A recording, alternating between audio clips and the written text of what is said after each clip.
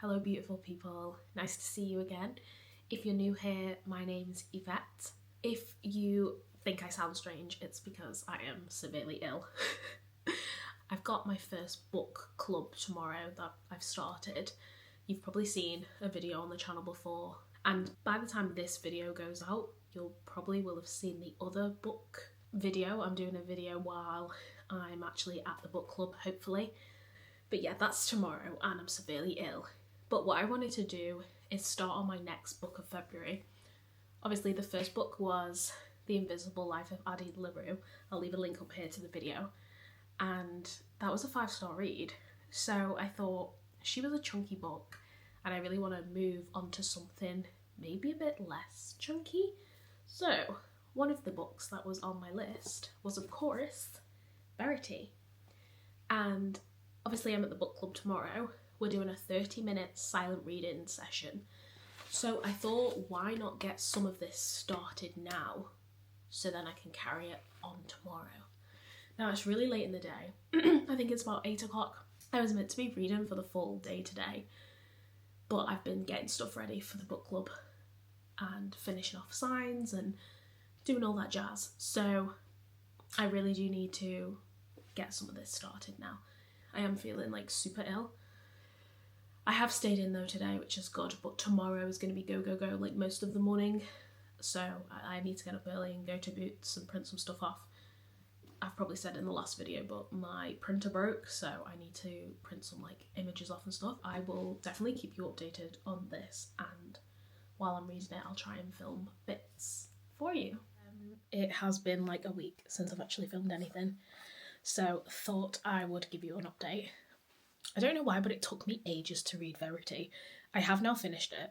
This was meant to be a Verity vlog, and I just ended up reading bits ad hoc, so much so that I couldn't actually film anything worthwhile.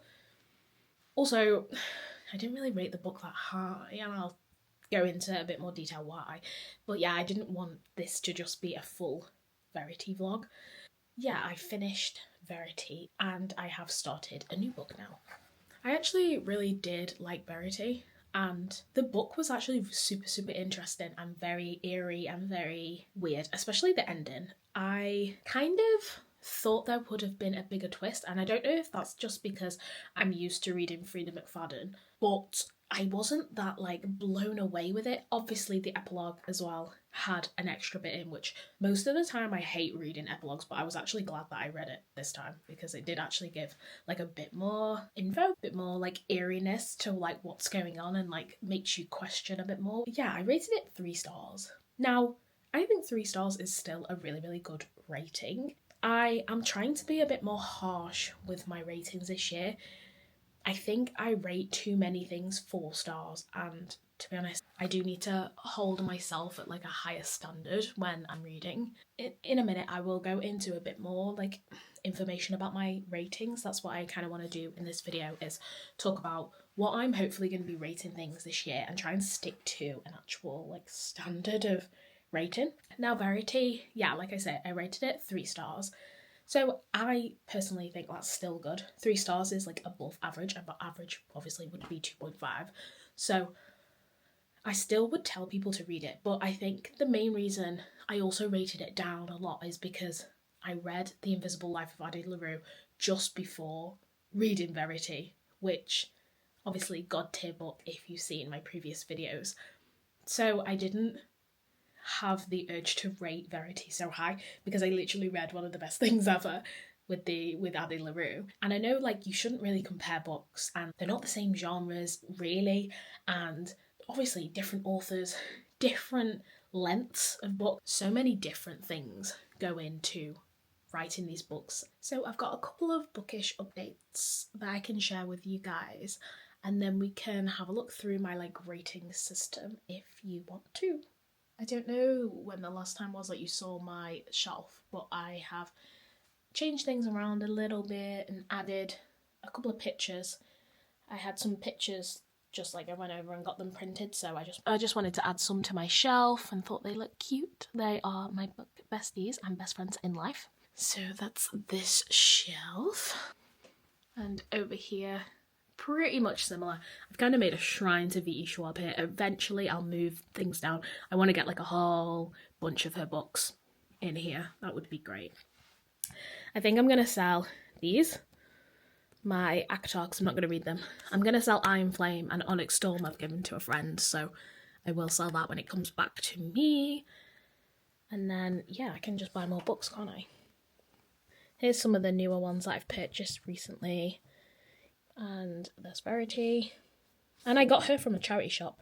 And then she was on sale on Kindle, so I did a bit of both. I had to take my Kindle on the train, so I was reading on Kindle as well. This is kind of where I'm at with my bookshelves. Oh, and I got this new box. So I'm going to put some bookmarks in from here.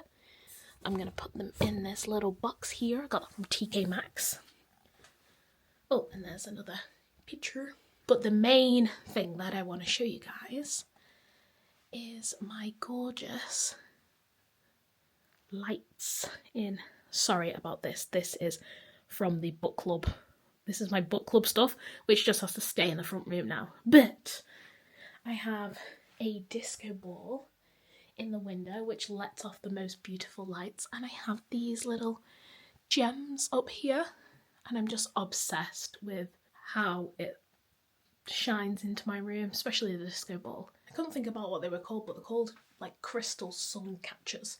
I don't know if they're too high up to actually get any light into the room. I do need to test that out when we're going into spring summer, because I might have to make it a bit longer, but I do love the little glitter that we're getting on the ceiling. Like my soul, a disco ball. I just love it. So this is reading room updates. Please excuse this bit here. But I think she looks super cute. Okay, so probably best to give you a visual. Hopefully I've done some sort of visual here that you can see of my rating system for the rest of this year. Because I do really want to try and stick to a proper rating system instead of just rating a book willy-nilly. Now this will change genre to genre as well, but I want to give myself a bit of a layout, a bit of a template to use, let's say. So I'm definitely going to save something to my phone. I'll probably post it on Instagram as well, just so I have a rating system that I can refer back to. So let's start off at the bottom.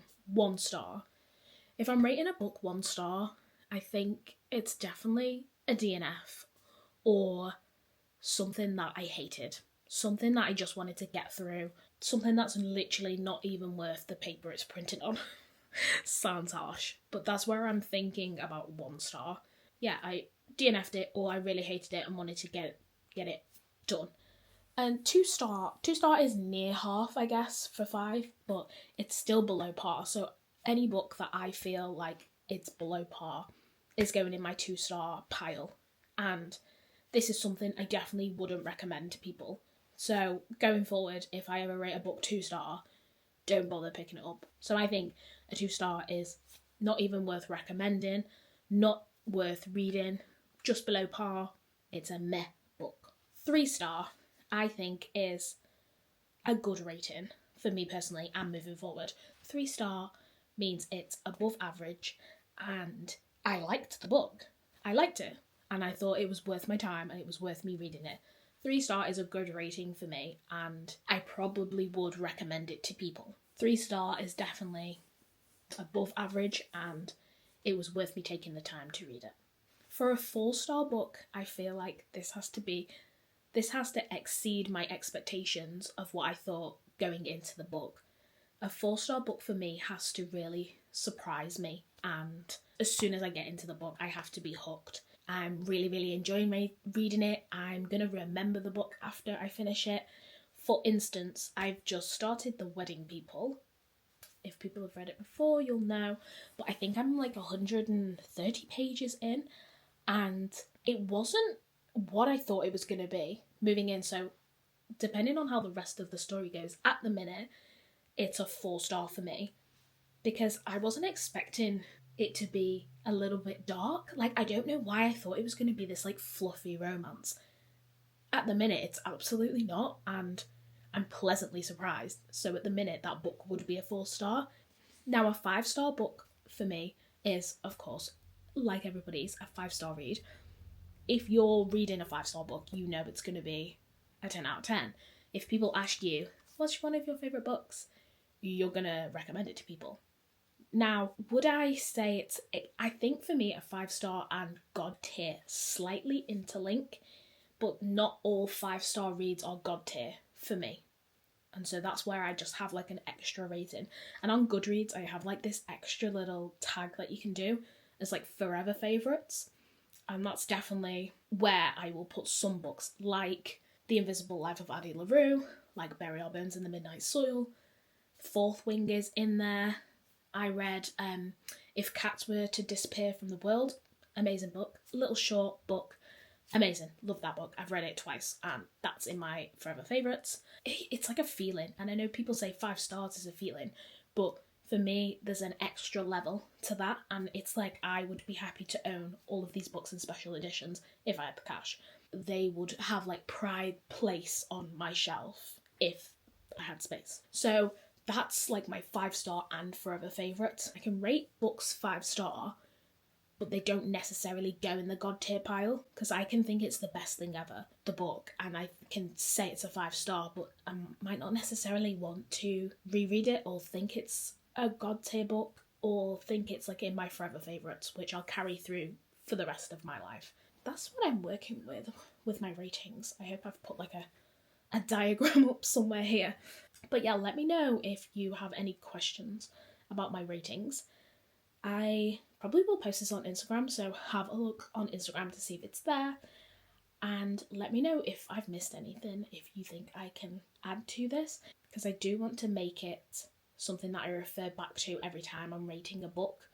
So this will be like my rating system moving forward from today.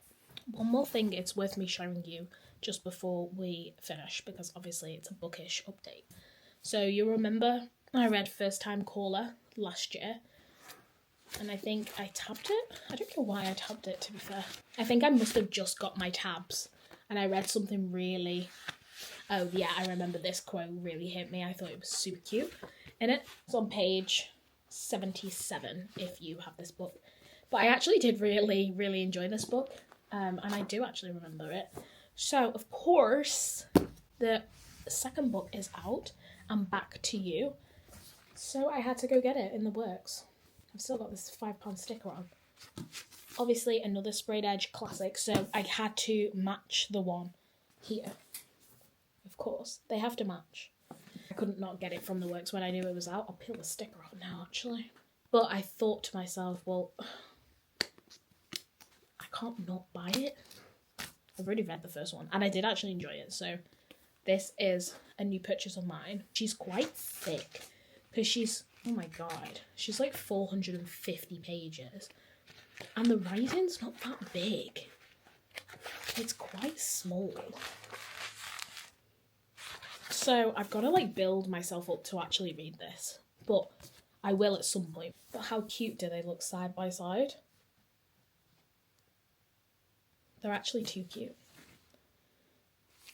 BK Borison doing these colours for these books. Chef's kiss.